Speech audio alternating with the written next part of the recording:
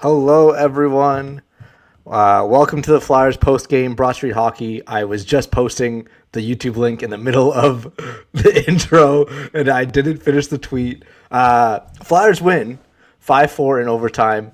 We're here to talk everything about the thrilling comeback victory. They kind of give up a couple leads, but have battled back multiple times to earn this win in overtime. I'm Thomas Williams of Broad Street Hockey. Jacob Russell, how are you doing, man? As I finish this tweet. Yeah, I'll let you finish up over there. Thanks, I'm man. feeling good. After the second period, I had to say, I was thinking of packing it in. I was thinking of packing it in a little bit, maybe get some early rest. But no, the Flyers able to come back, able to keep battling in a game where it really looked like they had nothing going. It looked like Elvis Merzlikins was just going to stone them the entire way through. Whenever they did, they did fashion a chance, but they get her done. Owen Tippett, man. Owen Tippett, when he's on, there hasn't been a guy more electric in a Flyers jersey in a while who can just sort of take over in the ways that he does, and he made it easy. Yeah, no, exactly. Like I think this was a perfect game.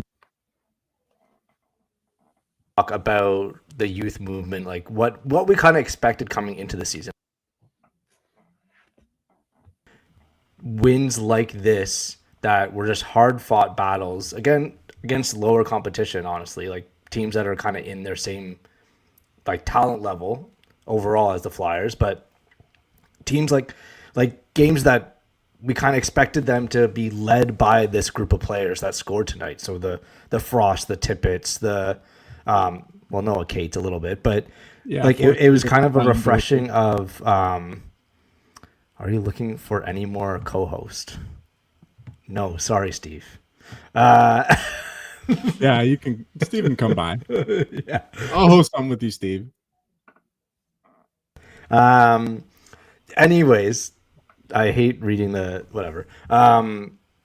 Just keep going. I'll read the. I'll Jesus react to the Christ. chats. I'll be chat guy. Yeah, I know the freaking I can't be a streamer ever because I get derailed by freaking comments. But like again, my point I was thinking of just like this is the kind of win that we were expecting to have of like this team at its peak of this season would be like kind of spurned by and powered by these young players. Like, what did you see out of ultimately? Like, I think the player of the game, Owen Tippett. Like, let's just start there. Like, what did you really see from his game overall tonight? The thing with Tippett for me, that the reason he's so exciting and the reason that I'm so you get so you can dream on Owen Tippett's potential is because he's so direct with the puck. Owen Tippett, he gets the puck and he wants to take on, defenseman. He's not a guy who's going to play on the outside. You saw as he sets up Frost for his first goal. Mm-hmm. He cuts to the middle, gets in between the hash marks, and he draws everyone to him. Nobody's looking at Frost. That's a play that not many players in the league can make, and that's a play that takes an immense amount of skill and a lack of fear of going to the areas where you're going to get blown up. Right, you're going to get some resistance, but Tippett's in there and he can fly, man. He is so useful to the team, and he brings a dimension that the Flyers just don't have with that shot, with that speed, and when he's on, man, especially against teams like you said, like Columbus, who aren't necessarily going to have all of the puck even when they're playing well. I think he's such a valuable asset, and you saw it today. When he's on, he can take over a game, and the Yeah, guy's like just like like I love he's just like the point of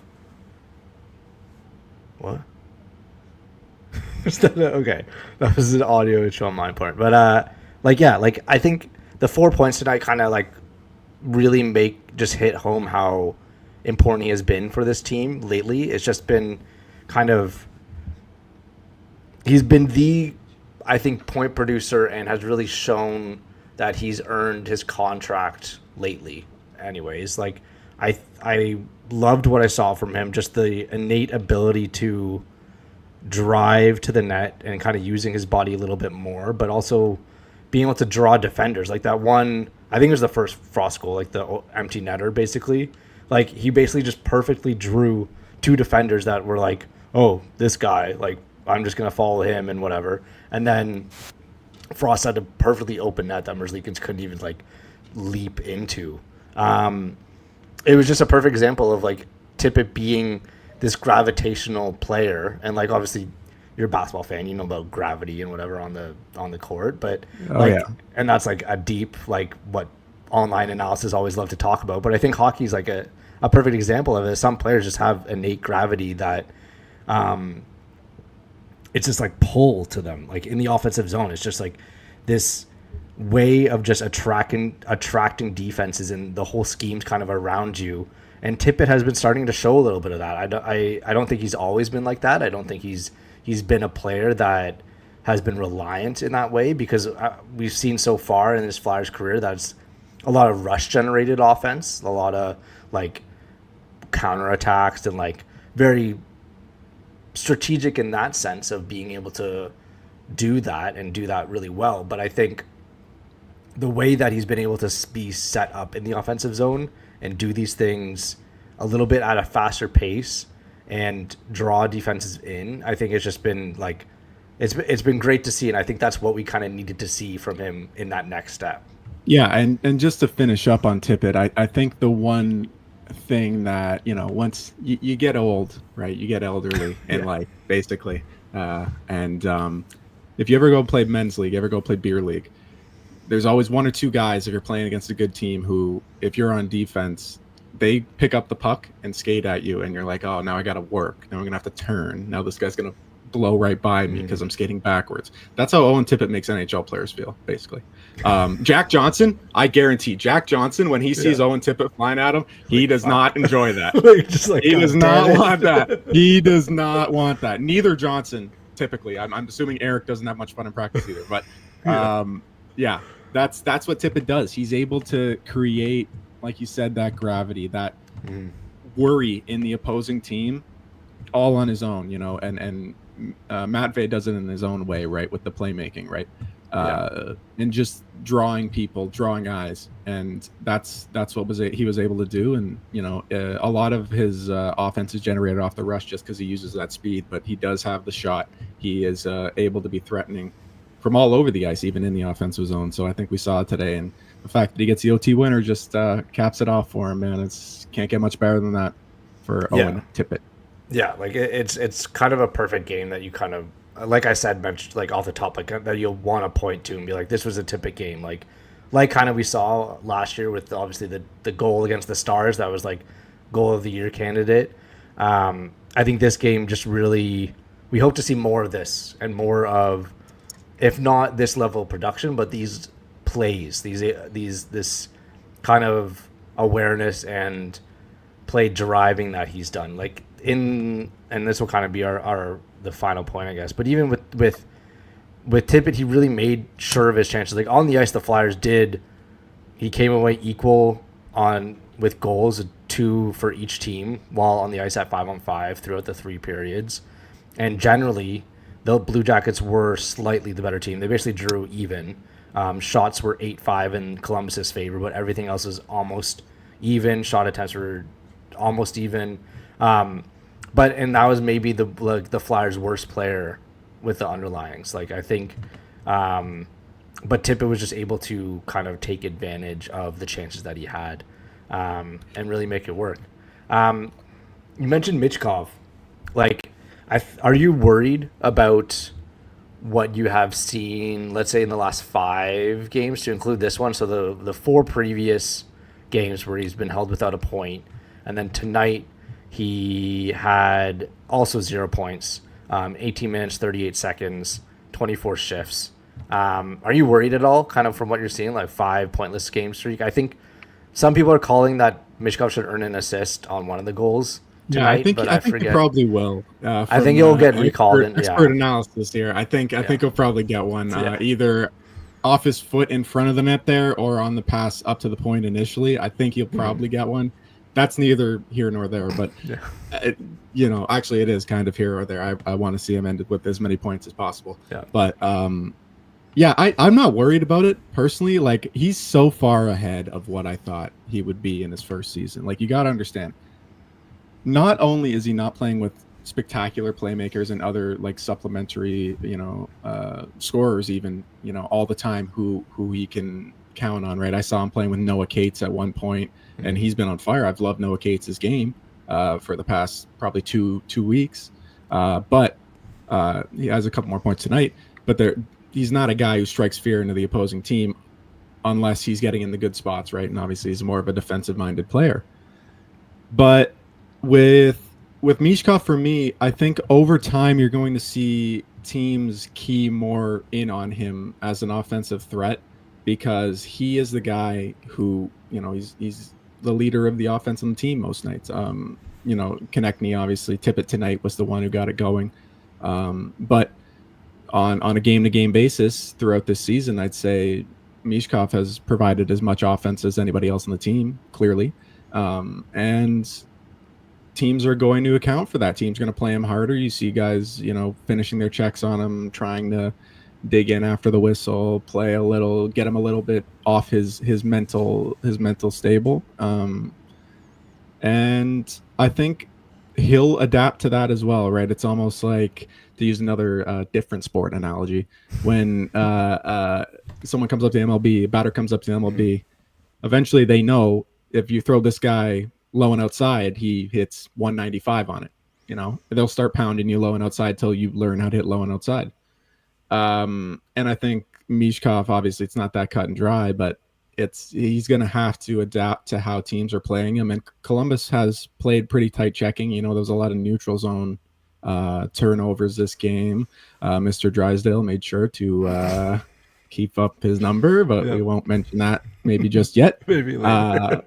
Maybe later. But yeah, like there's a lot of turnovers in neutral zone, a lot of possession changes, and it's a sloppy game. And a lot of those games, I think Mishkov, like a lot of the Flyers, they thrive in those end-to-end games, and that's why you see in the third starts to get a bit more into it and starts to sort of take advantage of some of the space. But that space isn't always going to be there when the other team knows that you're either the best or second best offensive talent on the other team.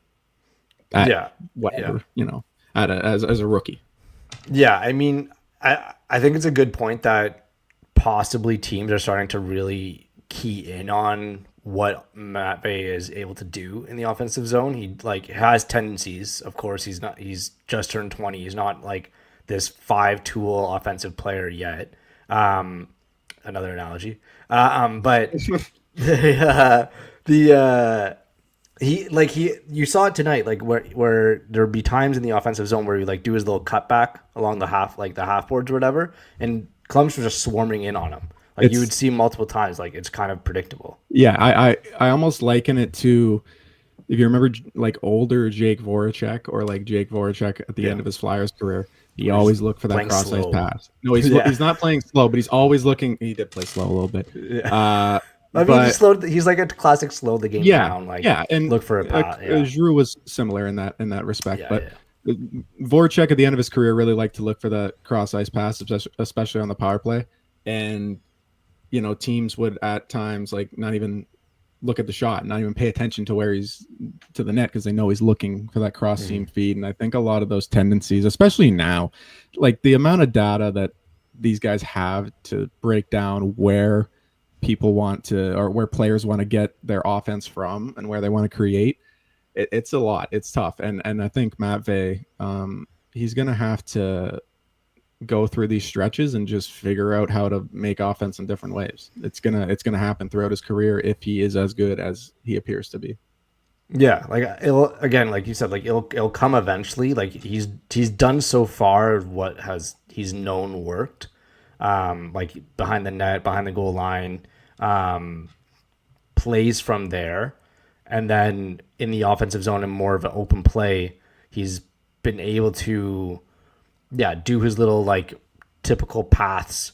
But then if he gets away from a little bit of the railroad, not so much, but obviously he maneuvers around the ice very well. But it's the plays with the puck that you're able to tell, he's not just going to drive to the net. He's going to cut back, look for an incoming player, because he's usually F1, and then he'll come to the net out of possession, and then that's kind of the play. But teams are now like more obvious with him being the distributor that they're going to be able to swarm him and hopefully get him under pressure. And then with that under pressure, he'll probably lose possession because he's not uber confident with it, with the NHL speed yet, which is totally fine. Like, and again, like to your point earlier, also kind of how we started this Mitchkov conversation is like, it's kind of gone. He's so far exceeded our expectations. So now it's just like kind of normalizing things. Even if he goes the next 10 games without a point, like it'll be basically like okay, you have 40 points in 60 games. That's fine. No, when I entered into the season, it's one of those things that I was predicting, 55 and 80, 50 and 80. Yeah. I could have been like 45, right? Like it's hard to play in the NHL, especially as a guy who is coming over and trying to learn basically everything at once, right? But yeah, he's so far, like when I look at the Flyers scoring leaders and I see where his name is, still even now, it almost like it doesn't register for me that he's already at that point. He's already leader. You were expecting him to bring the offense. He's basically the engine when the power play's clicking, which it obviously didn't tonight. It's crazy. It's kind of crazy. Like I didn't expect it to be like that. I'm a pessimist in some sort of way, but man, he'll figure it out. I have no doubt that he'll figure it out because this was a year for the whole team to learn, let alone him. So I think next season will not that this season's a write-off by any stretch from him. He could still win the damn Calder Trophy, but I think next season we'll start to see him really get more accustomed to the pace. And once that catches up, look out, because the fact that he can do this now, and you clearly can see that he isn't necessarily fully comfortable with the pace at all times, especially against those fast teams, not necessarily the Blue Jackets that I'm really bringing up. They have some fast players, but I think Matvey's gonna be fine. Yeah, like I've likened him because I obviously because I watched the Wild a decent amount. I've likened him to obviously Kaprizov, but not just because of the Russian factor, but just because of the way that they play. Like I think Kaprizov's a different style of skater. He loves the Mohawk so fucking much, but he's different stylistically that way, but they play similarly, that they're not afraid to get physical and get into the net, and they're uber competitive that way. So, and then in Kaprizov's rookie season, the main gripe with him is that he wasn't as selfish as he could be. I remember a lot of the narratives early on, like around this time and maybe like into February or January of his rookie year. Or I guess his rookie year was that weird COVID. Anyways. Technically, yeah. Yeah, whatever. This time, like percentage into the season, he was trying to set up his teammates so often rather than just like, oh, I have the puck, so I'm going to make a play myself with it because I can see where the defense is. And because both players have excellent vision, elite level vision, that I think Mitchkov is eventually going to get more selfish. Like I think the concern, not concerning, but like that's kind of strange way for me with Mitchkov is that he's attempting and getting shots off so like not very often. Tonight he had 3 shot attempts. 2 of them were on net, and then none of them were high danger. 1 registered as a scoring chance. And that was all situations. Like I think generally, and that's kind of the type of game we've seen from Mitchkov so often. Like his shooting percentage is insane because I think it's like 23% or something. But it's because he attempts so like few shots. Yeah, and you see it in that 2-on-1 with Konechny in overtime. I was waiting for him to just pull it down. Man. Again, pull it down. Again, I'm talking like an RPO. Like there's even a time expecting him to just rip it eventually. Like there was one time, I forget when it was. I literally put in the Broad Street Slack. I was like, just let her rip, like Mappe, come on. Yeah. Like I think it was in regulation, and then I think it was before they tied it. Yeah. It was to tie it, and then there was like a point where he like deked out a defender that like was just sliding on the ice, and then he like paused again and like tried to look for a pass, like like road pass, and then like nothing happened.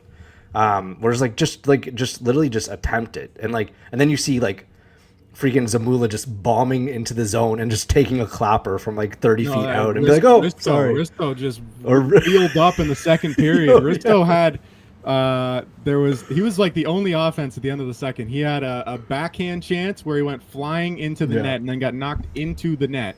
And then he just walked in and from the top of the circle just let one fly. I think it was missing the net. And then Merzlikins, I think, looked at him after he caught it. I think JJ said.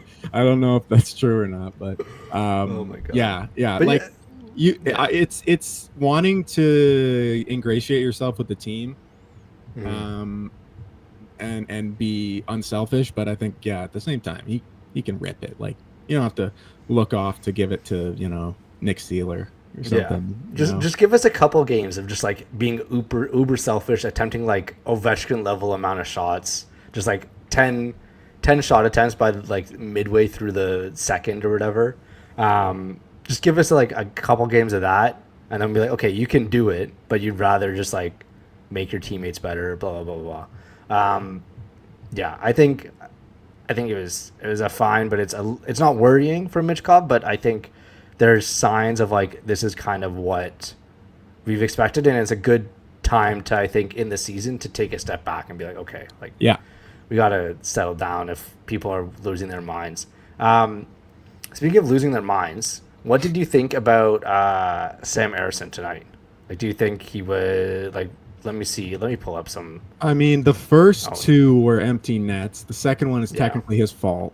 The first one is on Drysdale. The second one is on Ersson with a combination of Drysdale, but it's not really Drysdale's fault because he's not really going to get to that puck when Ersson misplays it. Bush on the broadcast did say, like there may have been a miscommunication there when he was behind the net because Ersson just sort of looked like either he fanned on it totally or he was leaving it thinking that there was a defenseman where the blue jacket was. But yeah, I mean, Ersson was okay.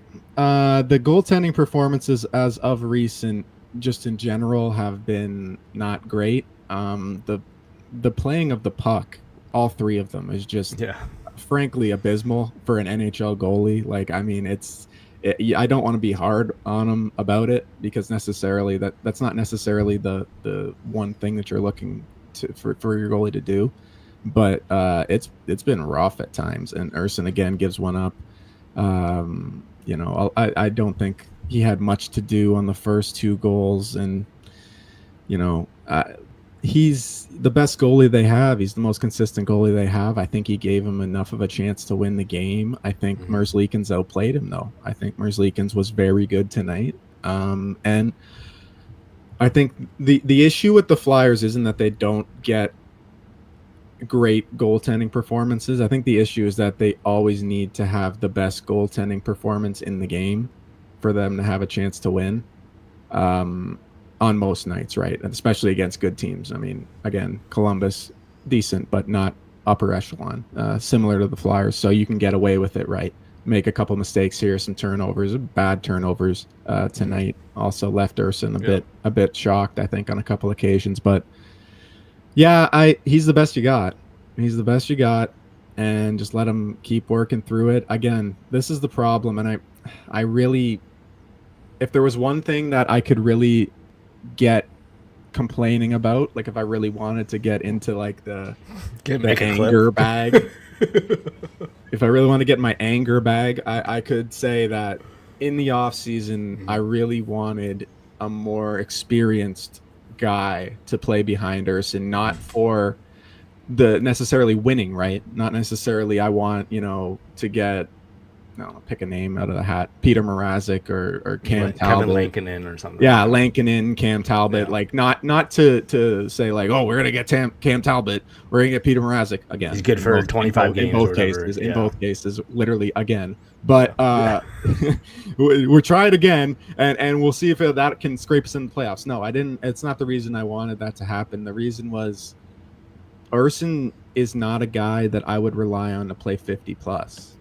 Erston's a guy who I think is best used when you're giving him 40, 35, 40, and then you can split the games out, kind of dole them out between, like, you look at, let's say Montreal, like Montembeau and Primo or something like that. You can kind of let the younger guy take a lot of the load. I mean, it's still going to be Erson's net, but and maybe not give him some sort of like assurance that, hey, if you have a bad 10 games, we're not going to just send you down and bring up Kolosov or something, right? Or Cal Peterson.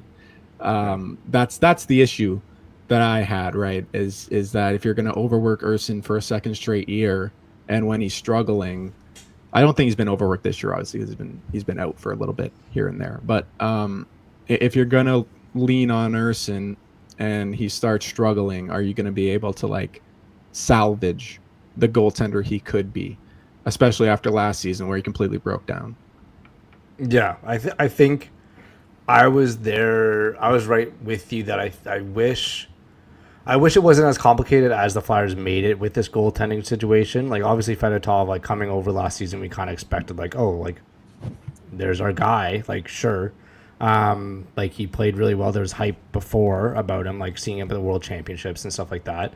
But yeah, I think it was just super tricky because it would have provided stability, but it was a difficult situation to really grasp. And in a vacuum, I think they should have really tried. Like, Lankinen was basically like a last minute signing, and every Canucks fan that I know was screaming to go sign him because he was the best backup option with Demko out and all this stuff. But like someone that could just easily take a run and take a like a, I don't know, like a Connor Ingram or something, be like, or like previous years, Charlie Lindgren, Logan Thompson. Like, we're seeing guys now that are like, have just suddenly become more comfortable with that workload of like an over 50% work, and then Erson could be set up that way. Like, just have someone that could be equal to Erson that you would feel confident in, and not be like, this is our guy, so we're going to stick with it no matter what, and figure out what's going on with him. And I would feel just more comfortable if, like, you've already set up. Like, I don't think it's hard to call right now. Obviously, this is looking back and everything like that, but it's hard to call right now that Erson's the future goalie. Like, that'll be here when the team wants to become. Yeah, like, that's a whole nother thing of, like, there's guys in the system that are going to be biting on his, like, trying to really get his job eventually. Yeah, biting on his heels. Thank you for finishing. I don't say heels. Sorry, that's a word I don't say. But what I don't know. Oh, I get it. No, I get it. The wrestling thing. No. Oh, I thought it was a wrestling thing. No, anyways. Okay. What was I saying? Sorry. I think it's easy to look back now and see, like, oh, Erson, like, doesn't have it, and like I haven't really thought he's had it for a little bit. Not to like pat myself on the back, but I don't think that he has had good enough numbers to really justify, be like, oh, stamp of approval, he's our number one. Like, that we show confidence in. I think it was smart for them to sign him to a multi-year extension before that. But that's the whole hard thing. Whatever. It's the crease is a fucking complicated thing in Philadelphia. And going back to tonight, I wonder if, like, having more of like a steady presence, like just an old guy back in net, right? On that, I want a Brian Elliott. I want a fucking, like, whatever, right? Dude. Like, just an old crusty goalie who's been around for a while, played in the coast a little bit here and there, and maybe he's just like, you know what? I don't want to swear. Maybe he's just sitting behind the net and he's like, Sammy, just fucking ring it around the boards, man. Like, don't worry about passing it to Drysdale or doing anything. Just fire it out. Live to fight another day. There's guys bearing in on the forecheck, and that's the thing with the Flyers. Like, even tonight, you just the uncertainty with the puck basically is the entire team on some nights. There's nobody who's you really confident with having the puck, and that's really the only time that Columbus was able to get sustained pressure going, was either penalty kill or off of turnovers or off of just dumps that didn't get out. And in the opposite way, when the Flyers have an advantage, they just didn't take it. The power play was terrible. And, on these 2-on-1s that you're just looking at and you're going, oh my God, like you got to do something on these odd man rushes. But it's proven to be more difficult than that. And yeah. Yeah. I mean, classic Flyers fans of like, they just had an amazing game of a comeback win and multi-timed comeback from deficits and to win in overtime. And we spent like 2/3 of the podcast complaining.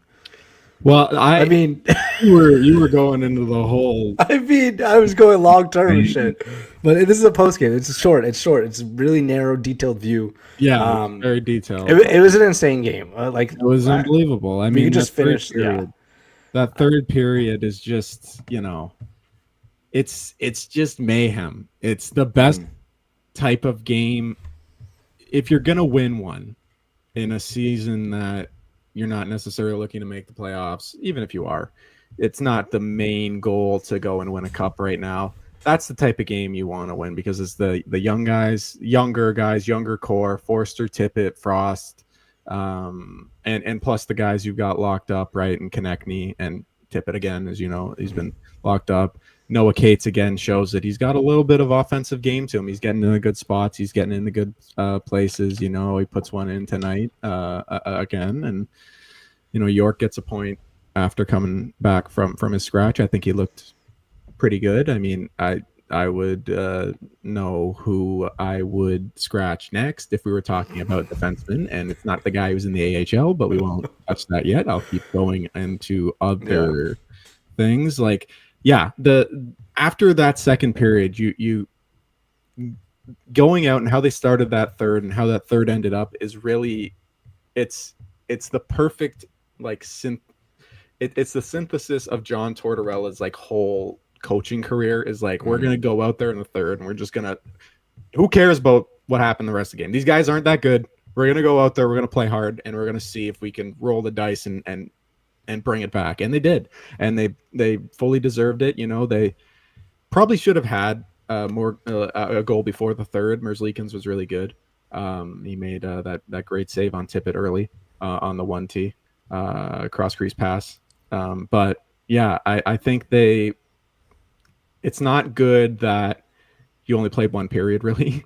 But it is great. It is great that you made it the third period and you were able to turn it around. It's a lot different than if you played great in the first, went up 2-0, and then lost, right? Columbus will be feeling a lot worse about, getting a 2-0 lead early on the road and then giving it up to the Flyers, despite getting a couple gifts, right? So I think that the Flyers overall, they're just, when they're good, they're fun. When they're good, they're fun. Mm-hmm. You get the charts out, the Micah chart out or whatever that I saw on Twitter. It says we will be fun, or we will die, or something or other. It's we may win, but we may die, or something. Yeah, we may win, but we may die, and yeah, that is what it is. That's the team. It's gonna be good or it's gonna be bad, and tonight it was bad, and then it was very, very good. Yeah, I think that's it's the quintessential. Again, we'll repeat it ad nauseum already, but it's the what you want to see kind of game. Their ability to come back from deficits and powered by the right players. And this isn't like a Garnett Hathaway game or whatever of he's suddenly Ryan Paley scores a hat trick and be like, oh, fucking great, the guy that's I would be gonna be or Noah Cates is on a different level because I feel like he's more of a long-term Ryan Paling. But it's not a game where Scott love Scott Lawton. It's not the hat trick game. Be like, okay, well, what are we doing here? We're looking for Tippett to get seeing if Konechny or Tippett got points on his goals or whatever. Yeah. But it's a game powered by the players that we want to see and will be in Philadelphia for a very long time. But I think the Flyers really deserved this win despite the kind of shooting themselves in the foot at multiple times and really saving all their goals for the third period, because steadily through the periods they kept on just getting more and more of an advantage in shot attempts and even just straight up shots at 5-on-5. I think they're just the better team. Yeah. overall, and really kind of deserved it in the end. And if this game was just 50 minutes long, then they would have lost. Yeah. I But mean, it yeah. was just that extra. Like sometimes you come to a game, be like, if it was 5 minutes longer, they would have won it by multiple goals.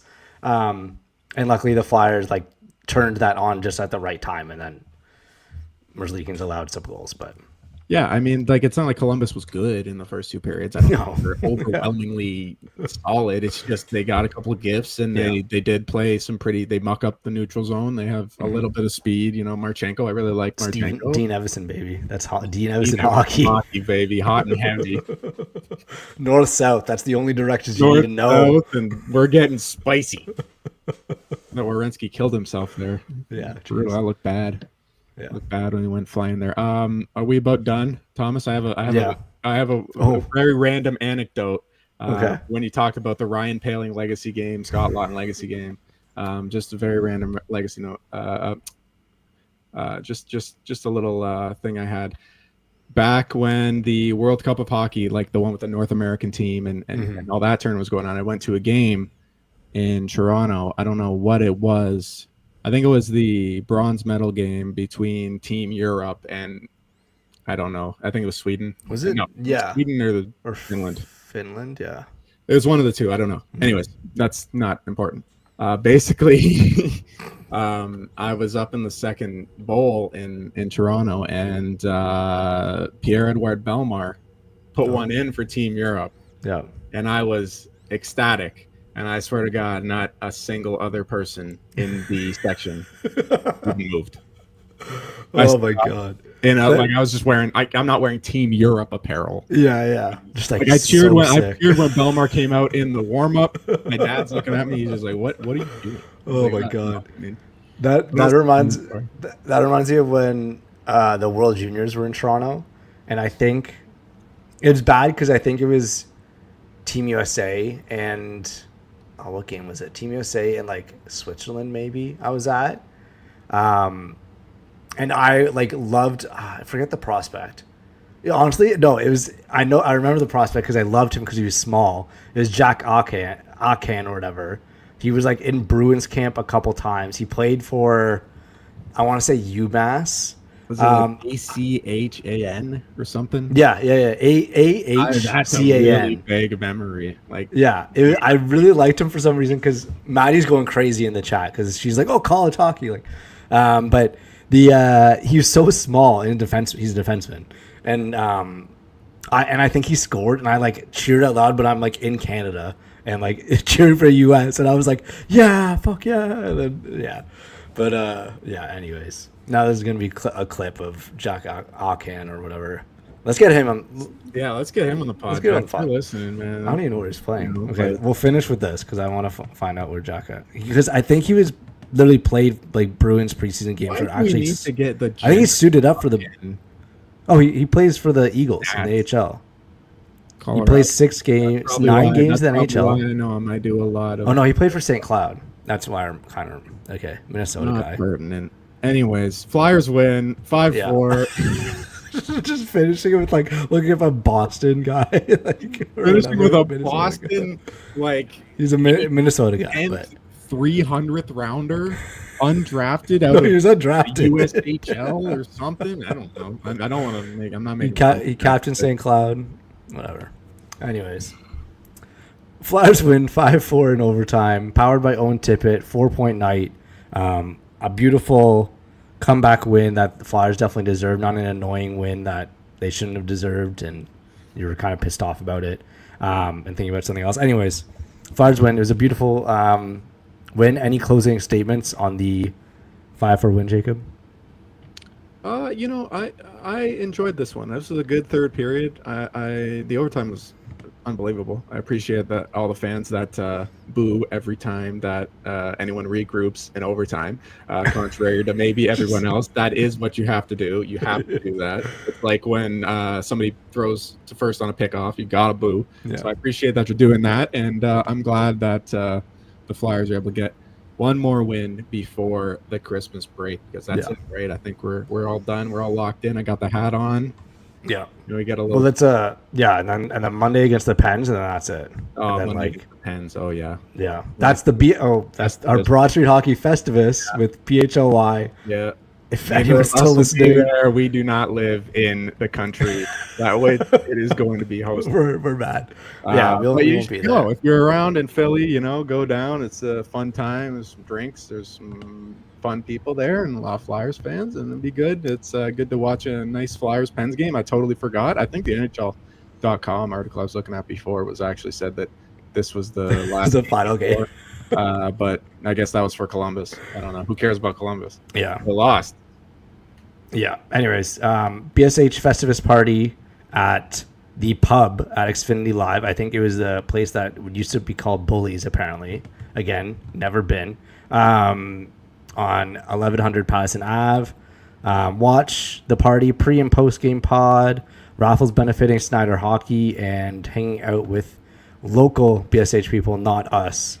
Definitely not us. I'll be there eventually. I will show up. Yeah, we'll go down to Philly. We'll get the train down. Yeah. Mega bus. There we go. We gotta end it now. Yeah. They wanted me to end it last time I was on here like this. So okay. Flyers win. Great Flyers win.